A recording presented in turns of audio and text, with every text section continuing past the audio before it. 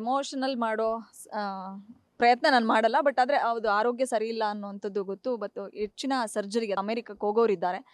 So ನಿಮಗೇನಾದರೂ ಆ information ತಿಳಿತಾ ಮಾತಾಡುವಂಥ ಪ್ರಯತ್ನ ಏನಾದರೂ ಮಾಡಿದ್ರಾ ಅಥವಾ ಹೇಗೆ ಸರ್? ಇದು ಮಾತಾಡುವಂಥದ್ದಲ್ಲ, ಭಗವಂತ ಕೂಡ ಮಾಡುವಂಥದ್ದು ಅಷ್ಟೇ. ಮನುಷ್ಯ ಏನು ಮಾಡೋಕ್ಕೆ ಸಾಧ್ಯ ರೀ? ಮನುಷ್ಯ ಏನೂ ಮಾಡೋಕ್ಕಾಗಲ್ಲ. ನಾವು ಮಾತಾಡಿದ್ರೆ ಸರಿ ಹೋದರೆ ಪರವಾಗಿಲ್ಲ, ಸರಿ ಹೋಗ್ಬೇಕು, ಅವ್ರಿಗೆ ಒಳ್ಳೇದಾಗಬೇಕು. ಯಾರಿಗೂ ನೋವು ಕೊಡಬಾರ್ದು ದೇವರು, ಯಾವ ಥರನೂ ಕೊಡಬಾರ್ದು. ನಾನು ಏನು ಹೇಳ್ತಾ ಇದ್ದೀನಿ, ಯಾರೇ ಆಗಲಿ ಕಲಾವಿದರು, ಈ ನೋವು ಅನ್ನೋದು ಸಹಿಸ್ಕೊಳ್ಳೋದು ತುಂಬ ಕಷ್ಟ ಜೀವನದಲ್ಲಿ. ಅದು ಜನಗಳ ಮಧ್ಯೆ ಹೆಸರಿರುವಂಥವ್ರು, ಜನಪ್ರಿಯತೆ ಗಳಿಸಿದವರು, ಈ ಥರದೊಂದು ಆದಾಗ ತುಂಬ ಕಷ್ಟ ಆಗುತ್ತೆ ಮನಸ್ಸಿಗೆ. ತಂದೆ ತಾಯಿನ ನಾವು ಕಳ್ಕೊಂಡು ಪರಿತಪಿಸ್ತಾ ಇರುವಾಗಲೇ ಈ ಪರಿಸ್ಥಿತಿಗಳು. ನಾನು ನನ್ನ ತಾಯಿಯವ್ರನ್ನ ಕಳ್ಕೊಂಡು ಸ್ಟ್ರೈನ್ಗೇನೆ ಕೆಲಸ ಮಾಡಬೇಕು. ಈ ಅಮ್ಮ ಇಷ್ಟಪಟ್ಟಿದ್ದು ತೋಟ, ಅಯ್ಯೋ ಈ ಜಾಗ ಹೀಗಾಗತ್ತಲ್ಲ ಅಂತ ಕಣ್ಣು ನೋಡ್ತಾನೆ, ಕೆಲಸ ಮಾಡ್ತಾನೆ. ನನಗೆ ಅಪೆಂಡಿಸೈಟಿಸ್ ಹೋಗಿದೆ, ಕಲ್ಲು ಹೊರಗಡೆ ಬಂದುಬಿಡ್ತು ನನಗೆ. ಅದು ಸಮೇತನೇ ಹೋಗಿ ನಾನು ಆಪ್ರೇಷನ್ ಮಾಡ್ಕೊಂಡಿದ್ದೀನಿ ಡಾಕ್ಟ್ರ್ ಹತ್ರ. ಪಾಪ ನೋವುಗಳು ಆವಾಗಲೂ ಅಷ್ಟೇ. ಒಬ್ಬನೇ ಇಲ್ಲಿಂದ ಹೊರಡ್ತಾ ಇದ್ದೀನಿ ಆಪ್ರೇಷನ್ ಥಿಯೇಟ್ರಿಗೆ. ಅವಾಗ ಸ್ಮಾರಕದ ಪ್ರಾರಂಭದ ದಿನ ಹೋಗಿ, ನನಗೆ ಹೋದ ವರ್ಷ ತಾಯಿಯವರು ಬದುಕಿದ್ದಾರೆ. ನಾನು ಆರೋಗ್ಯ ಇಲ್ದಿರ ಆಸ್ಪತ್ರೆಯಲ್ಲಿ ಮಲಗಿದ್ರೆ, ಇಲ್ಲಿಂದ ಮಲಗಿರೋ ನನ್ನ ಎತ್ಕೊಂಡೋಗಿ ಮಗನ ಪಕ್ಕದಲ್ಲಿ ಮಲಗಿಸಿ ಅಂತ ಹೇಳಿದ್ರು. ಹೋಗಿ ಅಮ್ಮನ ಹತ್ರ ನಾನು ಕೈ ಮುಗಿದು ಓಡ್ ಬರ್ತಾ ಇದ್ದೀನಿ. ಏನೂ ಆಗಬಾರ್ದು, ಒಬ್ಬನೇ ಕೇಳ್ಕೊಂಡಿರಿ, ಏನ್ರಿ ಪರಿಸ್ಥಿತಿ? ಬೇಡ, ಸಾಕನ್ಸ್ಬಿಡ್ತು ಜೀವನನೇ. ಅದಕ್ಕೆ ಜನ್ಮನೇ ಸಾಕನ್ಸ್ಬಿಡ್ತು. ದೇವ್ರೊಂದು ಶಕ್ತಿ ಕೊಡಬೇಕು, ಮನುಷ್ಯನ ತಿಳುವಳಿಕೆ ಸ್ಮೃತಿ ಅಲ್ಲೋಲ ಕೊಲ್ಲಲ್ಲ ಆಗದಿರೋಕ್ಕೆ ಮುಂಚೆ ನಾವು ನಮ್ಮದು ಅನ್ನೋದ್ರ ಬದಲು ನಾವೆಲ್ಲರೂ ನಮ್ಮೆಲ್ರದ್ದು ಅಂತ ನಾವು ತಿಳ್ಕೊಂಡು ಜೀವನ ಮಾಡಿಕೊಂಡು ಎಷ್ಟು ಕಾಲ ನಾವು ಉಳಿಬೇಕು ಅಷ್ಟು ಕಾಲ ನಾವು ಉಳಿದ್ಬಿಟ್ಟು ಸಾವಿರಾರು ಜನನ ನಾವು ಉಳಿಸ್ಬಿಟ್ಟು ದಾರಿ ತೋರಿಸ್ಬಿಟ್ಟು ನಾವು ಹೊರಟು ಬಿಡಬೇಕು. ಏನೋ ಒಂದು ಕಾರಣ ಬರುತ್ತೆ, ಅದು ಅಷ್ಟೇ, ಇನ್ನೇನಿದೆ, ಏನು ಮಾಡೋಕ್ಕಾಗಲ್ಲ. ಒಂದಿಷ್ಟು ಸಂದರ್ಶನಗಳನ್ನು ಗಮನಿಸ್ತಾ ಇದ್ದೆ, ಅಲ್ಲಿ ಹೇಳಿದ್ರಿ ಅಪ್ಪು ಅವ್ರ ಥರ ನನಗೂ ಚಿಕ್ಕ ವಯಸ್ಸಿಗೆ ಹಾರ್ಟ್ ಅಟ್ಯಾಕ್ ಆಗಿತ್ತು, ಅದರಿಂದ ನಾನು ಗೆದ್ದಿದ್ದೇ ಒಂದು ಒಂದು ದೊಡ್ಡ ಚಾಲೆಂಜಿಂಗ್ ಆಗಿತ್ತು ಅಂತ. ಅಗೈನ್ ಮತ್ತೆ ಆರೋಗ್ಯ ಕೈ ಕೊಟ್ಟಿದೆ, ಬಟ್ ಸುಧಾರಿಸ್ಕೊಂಡಿದ್ದೀರಿ. ನಿಮ್ಮ ಆರೋಗ್ಯ ಯಾವಾಗಲೂ ಕೂಡ ಚೆನ್ನಾಗಿರಲಿ ಅನ್ನೋದೇ ನಮ್ಮೆಲ್ಲರ ಆಶಯ ಕೂಡ. ಏನಾಗಿತ್ತು ಸರ್ ಆ ಹಾರ್ಟ್ ಅಟ್ಯಾಕ್ ಬಗ್ಗೆ? ಯಾವ ಕ್ಷಣ, ಯಾವ ಸಂದರ್ಭ ಅನ್ನೋದು? ಡ್ರೈವ್ ಮಾಡಿಕೊಂಡು ಈ ರೈತರ ವಿಷಯವಾಗಿ DC ಆಫೀಸ್ಗೆ ಹೋಗಬೇಕಾಗಿತ್ತು. ಅದು ಅರಣ್ಯ ಇಲಾಖೆ ಹೋರಾಟದ ಸಮಯದ ಕೊನೆ ಹಂತದಲ್ಲಿ ನಾನು ಡ್ರೈವ್ ಮಾಡಿಕೊಂಡು ಗಾಡಿ ಹೋಗ್ತಾ ಇದ್ದೀನಿ. ಇಲ್ಲಿಂದ ಹೋಗುವಾಗಲೇ ನನಗೆ ಅಟ್ಯಾಕ್ ಆಗಿದೆ, ಅದು ನಮಗೆ ಗೊತ್ತಿಲ್ಲ. ಕಣ್ಣು ಬ್ಲರ್ ಆಗ್ತಾ ಬಂದ್ಬಿಟ್ಟು ಒಂದು 50 ಕಿಲೋಮೀಟ್ರ್ ಡ್ರೈವ್ ಮಾಡ್ಕೊಂಡೆ ಪ್ಯಾಥಗಾನ್ ಡಯಾಗ್ನಾಸ್ಟಿಕ್ಸ್ ಹತ್ರಕ್ಕೆ ಹೋಗಿ ಸುಸ್ತಾಗಿ ಇದು ಮಾಡಿದೆ. ಅಲ್ಲಿ ಡೈರೆಕ್ಟಾಗಿ ಇಲ್ಲೇ ಇಂಜೆಕ್ಷನ್ ಕೊಟ್ಟರು. ಆಮೇಲೆ ಅಲ್ಲಿ ನನಗೆ ಕಂಟ್ರೋಲೇ ಆಗಲಿಲ್ಲ. ನನ್ನ ಕೈಲಿ ಆಗಲ್ಲ ಅಂತ ಯಾರನ್ನೋ ಗಾಡೀಲಿ ಕೂರಿಸ್ಕೊಂಡು ಆ ಗಾಡಿನ ಓಡಿಸಿಸ್ಕೊಂಡು ನನ್ನ ತಾಯಿಯವ್ರು ಹೇಳಿದ್ರು, ಏನಾದರೂ ಪರವಾಗಿಲ್ಲ, ಗಾಡಿ ಹೆಂಗೆ ಯಾರ ಗೋಡೆಗಾದರೂ ಗುದ್ದಿ ಏನಾದರೂ ಮಾಡಿ ನನ್ನ ಮಗನ ಉಳಿಸ್ಬೇಕು ಅಂತ ಹೇಳ್ಬಿಟ್ಟು ఎవరో ಕರ್ಕೊಂಡೋಗಿ MS ರಾಮಯ್ಯದಲ್ಲಿ ಹೋಗಿ ಬಿದ್ದೋದೇನು. ಅವರು ಸ್ಟ್ರಕ್ಚರ್ ತೊಗೊಂಬರ ಉಳಿಯಲ್ಲಪ್ಪ, ಹಂಗೆ ಎತ್ಕೊಂಡು ಹೋಗ್ರಪ್ಪ, ಹೋಗ್ಬಿಡ್ತೀನಿ, ಉಳಿಯಲ್ಲ ಅಂತ ಅಷ್ಟೇ ನಾನು ಮಾತಾಡಿದೆ. ಆಮೇಲೆ ಪ್ರಜ್ಞೆನೇ ತಪ್ಪಿಬಿಡ್ತು ನನಗೆ. ರೈಟ್ ವೆಂಟ್ರಿಕಲ್ಲು ಲೆಫ್ಟ್ ವೆಂಟ್ರಿಕಲ್ಲು ಎಲ್ಲ 90% ಬ್ಲಾಕೇಜ್ ಇತ್ತು ನನಗೆ. ಬ್ಲಾಕೇಜ್ ಅಂದರೆ ಬಟ್ ಕೊಲೆಸ್ಟ್ರಾಲ್ಗಿನ್ನ ನನಗೇನಾಗಿಬಿಡ್ತು, BP ಇಲ್ಲ, ಶುಗರ್ ಇಲ್ಲ, ಜವಾಬ್ದಾರಿ ಬಂದುಬಿಡ್ತು. ಅಮ್ಮವ್ರಿಗೆ ಹಾರ್ಟ್ ಅಟ್ಯಾಕ್ ಫಸ್ಟ್ ಆಯಿತು. ಅವ್ರ ಜವಾಬ್ದಾರಿ ವಹಿಸ್ಕೊಳಕ್ಕೆ ಹೋಗ್ಬಿಟ್ಟು ನಾನು ನನಗೆ ಟೆನ್ಷನ್ಸ್ ಆಗಿ ಬ್ಲಡ್ ಕ್ಲಾಟ್ ಅಂತ ಹೇಳ್ತಾರೆ, ಆ ಥರ ಆಗಿಬಿಡ್ತೀವಿ. ಸುಧಾರಿಸ್ಕೊಂಡ್ರು. ಸರ್, ಅಮ್ಮನಷ್ಟೇ ಪ್ರಕೃತಿನ ಪ್ರೀತಿಸ್ತೀರಾ. ಮನೆಯಲ್ಲಿ ಸಾಕಷ್ಟು ಪ್ರಾಣಿಗಳಿದ್ವು. ಎಲ್ಲೆಲ್ಲಿಂದ ತಂದಿದ್ದು ಸರ್ ಆ ಪ್ರಾಣಿಗಳು? ಎಷ್ಟು ಡಾಗ್ಸ್ಗಳಿದೆ ಅನ್ನೋದ್ರ ಬಗ್ಗೆ ಇನ್ಫಾರ್ಮೇಶನ್ ಬೇಕು. ಒಂದು ಜಾತಿ ನಾಯಿ ಅಂತಾರೆ, ಇನ್ನೊಂದು ನಾಯಿ ಜಾತಿ.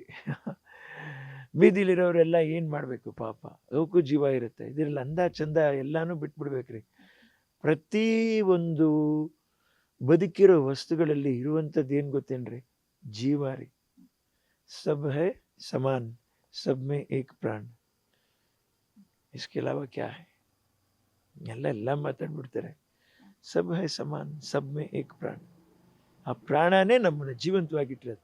ಇದರ ಅಂದ ಯಾರು ಕಂಡುಹಿಡಿದ್ರು, ಅಸಹ್ಯ ಯಾರು ಕಂಡುಹಿಡಿದ್ರು? ಮನುಷ್ಯನೇ ಅಷ್ಟೇ. ಎಲ್ಲದಕ್ಕೂ ಮಲ್ಲಿಗೆ ಹೂವಿಗೂ ಜಾತಿ ಇಟ್ಬಿಟ್ಟ, ಪ್ರತಿಯೊಂದಕ್ಕೂ ಜಾತಿ ಇಟ್ಬಿಟ್ಟ ಮನುಷ್ಯ. ಅಂದ ಕಾಣತ್ತೆ, ಕುರುಪಿಯಾಗಿದ್ದಾರೆ. ಅಯ್ಯೋ ಭಗವಂತ, ಅದು ಕಣ್ಣಿಗೆ ಕಾಣಬಾರ್ದು, ಹೃದಯಕ್ಕೆ ಕಾಣುವಂಥದ್ದು ಶ್ರೇಷ್ಠ ಅಷ್ಟೇ. ಎಷ್ಟು ಟೋಟಲ್ ಎಷ್ಟು ದಾಸ್ತಿಗಳಿದೆ ಸರ್? ಒಂದು ಮನೆ ಇದೆ ಒಂದು 10-12 ಇದೆ. ಅಲ್ಲ ಅವನ್ನೆಲ್ಲ ಸಂಭಾಳಿಸೋದು ತುಂಬಾ ಕಷ್ಟ ಆಗುತ್ತೆ. ಮಾಡ್ತೀನಿ, ಹೆಚ್ಚು ಕಡಿಮೆ ನಾನೇ ಸ್ನಾನ ಮಾಡಿಸ್ತೀನಿ ಅವಕ್ಕೆಲ್ಲ. ಹೌದು, ಇತ್ತೀಚೆಗೆ ಎಲ್ಲರೂ ಪಾಪ ಅಣ್ಣವ್ರಿಗೆ ತೊಂದರೆ ಆಗಬಾರ್ದು ಅಂತ ಅವ್ರ ಜವಾಬ್ದಾರಿ ತಗೊಂಡು ಮಾಡ್ತಾರೆ ಪಾಪ. ಇನ್ನೊಂದು ಪ್ರಶ್ನೆ, ಕಾರ್ ಕ್ರೇಜ್ ಬಗ್ಗೆ ವಿನೋದ್ ಸರ್ ಹೇಳೋದಾದ್ರೆ ಲೇಟೆಸ್ಟ್ ಆಗಿ ಯಾವ್ದಾದ್ರು ತಗೊಂಡ್ರ ಸರ್? ಮನೆ ಮುಂದೆ 6-7 ಕಾರ್ಗಳು ನಿಂತಿತ್ತು. ಲೇಟೆಸ್ಟ್ ಆಗಿ ತಗೊಂಡೆ ಒಂದು ಬೆಂಜ್ R350 ಅಂತ. ಸೊ ಅದು ನನಗೆ ನಾನು ಮಾತ್ರ ಓಡಾಡ್ಸೋದಲ್ಲ, ನನ್ನ ತಾಯಿಯವ್ರು ಹೇಳ್ಕೊಟ್ಟಿದ್ದು. ಕುಟುಂಬ ಜೊತೆಲೇ ಹೋಗ್ಬೇಕು ಕಣಪ್ಪ, ಎಷ್ಟು ದೂರಕ್ಕಾದ್ರೂ ಹೋಗ್ರಿ, ಅಡುಗೆ ಮಾಡ್ಕೊಂಡು ಹೋಗ್ಬಿಟ್ಟು ಒಳ್ಳೆ ಹೊಂಗೆ ಮರ ಈ ಥರ ಕಾಡಿರುತ್ತೆ, ಜಾಗ ನೋಡ್ಕೊಂಡು ಹುಷಾರಾಗಿ ಕೂತ್ಕೊಂಡು ಚಾಪೆ ಹಾಸ್ಕೊಂಡು ಚೆನ್ನಾಗಿ ಊಟ ಮಾಡಿಕೊಂಡು ಪ್ರಕೃತಿಯ ಇದನ್ನು ಸವಿದು ಸಂತೋಷವಾಗಿ ವಾಪಸ್ ಮನೆಗೆ ಬಂದು ಕೂತ್ಕೊಡಿ. ಇದು ನೆಮ್ಮದಿ ಇಲ್ಲ ಏನೋ ಅನ್ನಿಸ್ತು. ತುಂಬ ಕ್ರೌಡ್ ಇಲ್ಲದೆ ಇರುವಂಥ, ತುಂಬ ಜನ ದಟ್ಟಣೆ ಇಲ್ಲದೆ ಇರುವಂಥ ಸಮಯದಲ್ಲಿ ದೇವ್ರನ್ನ ದೇವಸ್ಥಾನಗಳನ್ನ ಹೋಗಿ ನೋಡಿ, ಆ ದೇವ ದರ್ಶನ ನೆಮ್ಮದಿಯಾಗಿ ಮಾಡ್ಬೋದು. ದಟ್ಟಣೆಯಲ್ಲಿ ನೀವು ದರ್ಶನ ಮಾಡೋಕ್ಕಾಗಲ್ಲ ಅದು. ಹಾಗೆ ಅಮ್ಮವ್ರು ಒಂದಿದು ಅಭಿರುಚಿ. ಲಾಂಗ್ ಡ್ರೈವ್ ತುಂಬ ಇಷ್ಟ ಅವ್ರಿಗೆ. ಹೋದಲ್ಲೆಲ್ಲ ದಾರಿನಲ್ಲಿ ಒಂದು ಗ್ಯಾಸ್ ಸ್ಟವ್ ಇರಬೇಕು ಅವ್ರಿಗೆ, ಆಮೇಲೆ ಪುಡಿಗಳೆಲ್ಲ ಇಟ್ಕೊಂಡಿರ್ತಾರೆ. ಅಲ್ಲೇ ಲೋಕಲಲ್ಲಿ ಏನು ಸಿಕ್ಕತ್ತೋ ಅವ್ರು ಮಾಂಸಾಹಾರಿ ಇಷ್ಟಪಡ್ತಾರೆ, ಅದನ್ನು ತೊಗೊಂಬಂದು ಅಲ್ಲೇ ಅಡುಗೆ ಮನೆಯಲ್ಲಿ ಹೆಚ್ಚಿ ಅದೇ ಪಾತ್ರೆಯಲ್ಲಿ ಅಡುಗೆ ಮಾಡಿಬಿಟ್ಟು ತಕ್ಷಣ ದಿಢೀರಂತ ಒಂದು ಸಾರು ಮಾಡಿ ಜನಗಳಿಗೆ ಕೊಟ್ಟು, ಅನ್ನ ಬೇಯಿಸಿ ಅಲ್ಲೇ ಅದನ್ನು ಬಡಿಸಿ, ಅಕ್ಕಿ ಬೇಯಿಸಿ ಬಡಿಸಿ ಕೊಟ್ಟು ಊಟ ಮಾಡಿಸಿ ಸಂತೋಷ ಪಡೋರಮ್ಮ. ಈ ಒಂದು ಉದ್ಘಾಟನೆಗೆ ಮಗ ಬರುವಂತಹ ನಿರೀಕ್ಷೆ. ರೀಸೆಂಟ್ ಆಗಿ ನೀವು ಹೋಗಿದ್ರಿ ಅಕ್ಟೋಬರ್ ಟೈಮಲ್ಲಿ, ಮಗನ ಕಾನ್ವೊಕೇಶನ್, ಇಂಜಿನಿಯರಿಂಗ್ ಕಂಪ್ಲೀಟ್ ಆಯಿತು. ಆ ಸಮಯ, ಆ ಒಂದು ಕ್ಷಣವನ್ನ ಮೆಲುಕು ಹಾಕ್ತಾ ಜೊತೆಗೆ ಮಗನ ಬಗ್ಗೆ ಒಂದೇ ಒಂದು ವರ್ಡ್. ಪಾಪ ನನಗೆ ಹೆಚ್ಚು ಜೀವನದಲ್ಲಿ ನನಗೆ ಅವನನ್ನು ಜಾಸ್ತಿ ನಾನು ಮಾತಾಡಿಸುವಂಥ ಅವಕಾಶ ಕೂಡ ನನಗೆ ಕಡಿಮೆ ಆಗೋಯ್ತು. ಕಾರಣ ಯಾಕೆಂದರೆ ಅವನ ವಿದ್ಯಾಭ್ಯಾಸ, ಆಮೇಲೆ ಅಲ್ಲಿ ತಮಿಳ್ನಾಡಿನಲ್ಲೂ ಆಸ್ತಿ ಇತ್ತು ನಮಗೆ. ಪಾಪ ಅದನ್ನು ನೋಡ್ಕೋಬೇಕು, ನಮ್ಮ ಶ್ರೀಮತಿಯವ್ರು ನೋಡ್ಕೋತಾ ಇದ್ದಾರೆ ಅಲ್ಲಿ ಪಾಪ. ಸೊ ಅವರು ಅದನ್ನು ನೆಮ್ಮದಿಯಾಗಿರಲಿ, ವಿದ್ಯಾಭ್ಯಾಸ ಆಗಲಿ, ಆಮೇಲೆ ಅವ್ನು ಓದಿ ಕೆಲ್ಸಕ್ಕೆ ಹೋಗ್ಬೇಕು ಅಂತಲೇ ಅಮ್ಮವ್ರಿಗಿತ್ತು. ಹೆಚ್ಚು ಕಡಿಮೆ ಅವನು ಡಾಕ್ಟ್ರ್ ಆಗಬೇಕು ಅನ್ನೋ ಆಸೆ ಇತ್ತು. ಇಲ್ಲ, ಅವ್ನು ಯಾವುದೋ ಮಾಡಿ ಅವನು ಉದ್ಯೋಗದಲ್ಲಿರಲಿ, ಚಿತ್ರರಂಗ ಬೇಡ ಅನ್ನುವಂಥದ್ರಿಗಿಂತ ಜಾಸ್ತಿ ಅವನಿಗೆ ಅನುಭವ ಆಗಲಿಕ್ಕೆ, ಅವನು ವಿದ್ಯಾಭ್ಯಾಸ ಮಾಡಿ ಕೆಲ್ಸಕ್ಕೆ ಹೋಗಿ ಸಂಬಳ ತೊಗೊಂಡು ಅವನಿಗೆ ಜವಾಬ್ದಾರಿ ಬರಲಿ ಅನ್ನುವಂಥ ಆ ಒಂದು ಉದ್ದೇಶ ನನ್ನ ತಾಯಿಯವ್ರದ್ದು. ಹಾಗಾಗಿ ಮಾಡಿದ್ದಾನೆ, ಒಳ್ಳೆ ಕೆಲಸ ಮಾಡಿದ್ದಾನೆ. ನನ್ನ ಶ್ರೀಮತಿಯವರು ಅಷ್ಟೇ, ಅವರು ಅದನ್ನು ತಿಳ್ಕೊಂಡು ತನ್ನ ಯಜಮಾನರ ಒಂದು ಪರಿಸ್ಥಿತಿ ಏನಿದೆಯೋ ಅದಕ್ಕೆ ತಕ್ಕಾಗಿ ನಾವು ಬಾಳಬೇಕು. ಬಹುಶಃ ನಮ್ಮ ಅತ್ತೆಯವರು ಕೂಡ ಬಾಳಿರೋ ರೀತಿ ಸರಿ ಇರ್ಬೋದು ಅಂತ ಅಮ್ಮನಿಗೆ ಊಹೆ ಆಗಿ ಮಾಡಿದ್ದಾರೆ. ಅವರು ಸುಮಾರು ಅಮ್ಮನ ತ್ಯಾಗ ಮಾಡಿ ಜೀವನ ಮಾಡಿದ್ದಾರೆ. ಆಗಲಿ, ಅದರಿಂದ ನಾನೇನು ಹೇಳ್ತೀನಿ ನನ್ನ ಮಗನಿಗೆ, ನಾನು ನನ್ನ ತಾಯಿಯವ್ರು ನೋಡಿಕೊಂಡೆ, ನೀನು ನಿನ್ನ ತಾಯಿನ ನೋಡ್ಕೊಳ್ಳಪ್ಪ ಪ್ರೀತಿಯಿಂದ. ಸರ್, ಈ ಲುಕ್ ಬಗ್ಗೆ ನಂಗೆ ಹೇಳಿಲ್ಲ. ಸಿನಿಮಾ ನೋಡಿದ್ರ ಹೇಗೆ, ಏನು ಕತೆ ಅಂತ ಯಾವುದು ಬೈರುತ್ತೀರ ನನಗೆ? ಎಲ್ಲ ನೋಡಬೇಕು. ನಾನು ಇದ್ರೊಳಗಡೆ ಮುಳುಗಿ ನನಗೆ ಒಂದು ಗಳಿಗೆನೂ ನನಗೆ ನಾನು ಟ್ರೈಲರ್ ನೋಡ್ತಾ ಇರ್ತೀನಿ ಪಾಪ. ಶಿವಣ್ಣಂದು ನೋಡಿ ಖುಷಿ ಆಗುತ್ತೆ ನನಗೆ. ಇದರಲ್ಲಿ ಇದನ್ನು ಹಾಕ್ಕೊಂಡು ನೋಡೋದು ಬರಲ್ಲ, ನಮ್ಗೆ ಗೊತ್ತಾಗಲ್ಲ. ಮಾಲ್ಗೆ ಹೋಗ್ಬೇಕು ಅಂತ ಆಸೆ ಆಗುತ್ತೆ. ಈ ಎಲ್ಲವನ್ನೂ ನಾನು ನೋಡಬೇಕು. ನಾನು ಮನೆ ಲೆಕ್ಕ ಬರೆಯೋದ್ರಿಂದ ಪ್ರತಿಯೊಂದು ಬೆಳಗಿನ ಸಾಯಂಕಾಲ ಒಳಗೆ ಅಷ್ಟಾಗ್ಬಿಡುತ್ತೆ. ಸುಮಾರು ಕಡೆಯಲ್ಲಿ ಸುಮಾರು 100 ಜನಕ್ಕೆ ಊಟ ಹಾಕ್ಬೇಕು ಅಂದರೆ 100 ಜನ ಆಗೋಗ್ಬಿಟ್ರು ಅಮ್ಮ ಹೇಳಿದ ಥರನೇ. ಆ ಶಕ್ತಿ ಭಗವಂತ ಕೊಟ್ಟ ಅಂತ ನಾನು ಸಂತೋಷ ಪಡ್ತೀನಿ ದಿನ.